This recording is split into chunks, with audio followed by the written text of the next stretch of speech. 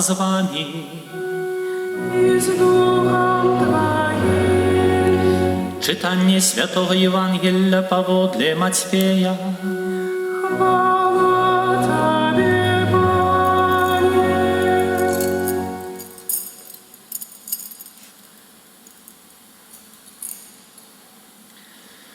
У той час Єсус сказав своїм апостолам: «Не бойтеся людей, бо нема нічого схованого, щоб не відкрилося, і нічого потаємного, щоб не стало відомим.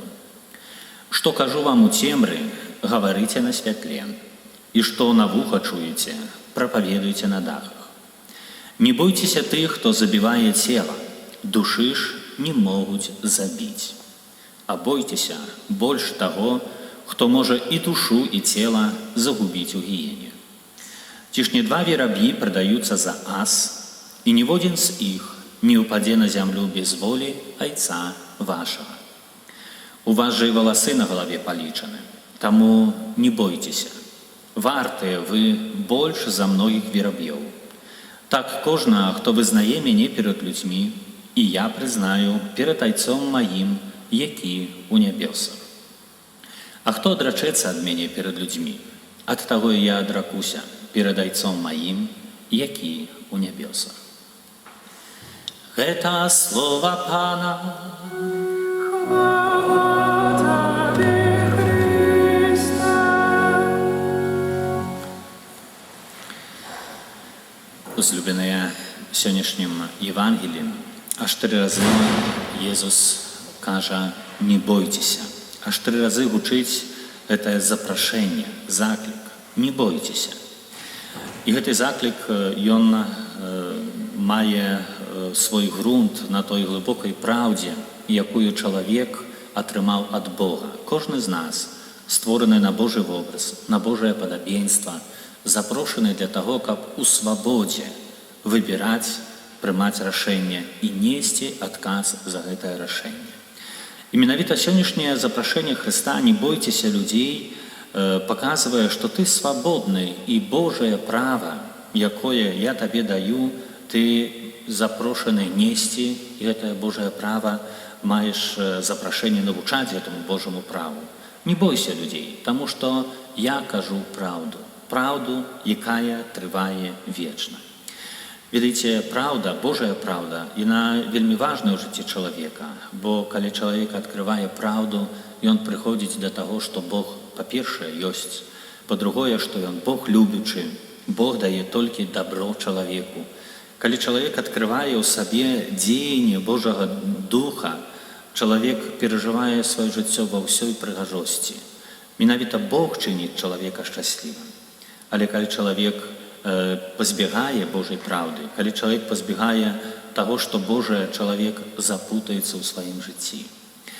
Сьогодні у цьому Євангелії чуємо не тільки 3 рази «не бойтеся». Є один раз слово, яке запрошує насторожитися, «бойтеся». Один раз звучить це слово «бойтеся». Чого бояться, говорить Христос? Бойтеся того, хто може і душу, і тіло загубити у гієні. Є хтось, хто може загубити і душу, і тіло. Менавіта Ісус Христос звертає увагу на Злого Духа, який може звести чоловіка від вірності Божому приказанню. Але злий дух діє вельми часто през людей, які від Бога віддалилися, які нищуть свободу, нищуть право до цієї свободи. І люди, які для заховання певної своєї влади чи авторитету піддаються різним грешним компромісам, навіть готові забити іншого, щоб тільки не стратити своєї влади. І Христос говорить, що чоловік такий знаходиться у небезпеці. Да, у часовому житті йому може щаститися, але колись стане перед Богом. І менавіта слово «бойтеся тих, які стратили свою душу і продали свою душу», вони можуть вельми моцно докранаться такой особи. Чоловік може стратити щось найважніше. Бог, він завсюди клопотиться про чоловіка. І Бог не перестане клопотитися, особливо про того, хто шукає Бога і йому довіряє. Одним з таких клопотів Бога про чоловіка з'являється з'яўляецца пакліканне тых, хто нясе Божае Слово. І той, хто заўсёды запрашае быць гэтаму слову верным. Часам у Евангеліі такі чалавек называецца прарокам, які раўняе дарогу. Крывую дарогу чыніць роўную. Калі чалавек у сваім жыцці загубіўся і не ведаюць, што добрае, што кепскае, Бог пасылае прарока, які выразна скажуць, што Богу падабаецца, а што Богу не даспадобы. І сённяшняе Евангелие вельмі прыгожа нам паказвае постаць аднаго з такіх прарокаў Старага Запавету, прарок Єремія, які в сённяшнім чытанні сустракаецца з супрацівам. Менавіта гаворыць: «Я чуў пагалоскі многіх, страх навокал. Выкрыйце, і мы выкрыем яго». Это мова праз прарока. «Все, што былі ў згодзе са мною, чакаюць майго падзення. Можа, удасца, і яны кажуць, падмануць яго, тады пераможам яго і адпомсцім яму». За што маюць адпомсціць прароку? Таму што ягонае слова дакарае. Ягонае слова гаворыць праўду, якая несмачная. Праўда, якая балючая. Праўда, якая выкрывае людскі грэх, і чалавек замест таго, каб навярнуцца, хочуць знішчыць прарока. У гэтых словах ёсць яшчэ адкрываецца адно вельмі небяспечнае мышленне чалавека грэшнага. Прымаюць прарока як простага чалавека, які прамаўляе ад сябе. Не маем сабе нічога Божага. Прамаўляе ад сябе, гаворыць нам пра нашы грахі, а мы, можа, удасца, падманім яго, пераможам і адпомсцім. Але робіць вялікую памылку, таму што праз гэта чалавека гаворыць Бог. І так фактычна, супраціўляючыся прароку, супраціўляецца самому Богу. А той, што гаворыць праз прарока Єремію, Бог, няма ніякага сумніву. Калі мы вернемся ў першы раздзел прарока Єреміі, прарок перад тым, як пачынае сваю публічную дзейнасць абвяшчэння Божага Слова, зварот з запрашэннем да навяртання, выразна зазначае: «Пан мяне паклікаў, я пачуў Божы голас». Ёсць дыялог гэтага прарока з Богом. І ў гэтым дыялогу прарок як бы скаржыцца Богу: «Божа, я малады, як я буду абвяшчаць Божае Слово, хто мяне будзе слухаць?» І Бог яму адказвае: «Не кажы, што ты малады, бо пойдзеш туды, куды я цябе пашлю, і будзеш казаць тое, што я табе скажу.